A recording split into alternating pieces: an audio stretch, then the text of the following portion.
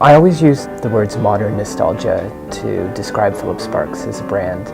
He's a customer that's very curious. We are doing women's wear now too, so she as well is someone that's, always gone back through their grandfather's or grandmother's closets and found things that they really loved. I think there's so many influences on Canada in terms of culture, being it sort of our ties to the United Kingdom, our ties to France and our French culture here, as well as sort of the mix of other cultures that come into the country.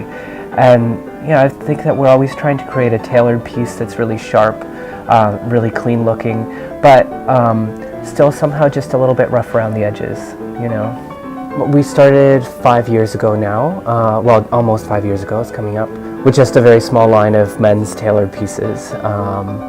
We started selling right away across Canada, and we've sold internationally with the collection, with numerous different sort of department stores in Canada, and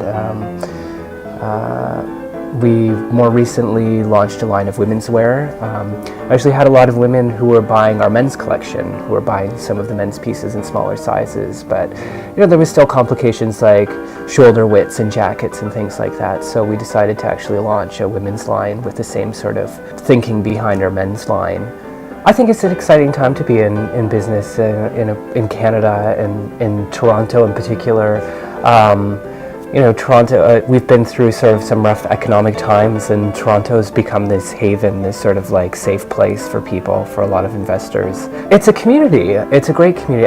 All that stuff about Toronto growing and being really big, it's still sort of like a small town in a big city, if you will. The fashion industry is a very small industry, and I've got a lot of colleagues and friends in the industry now that I've become very sort of fond of seeing and working with.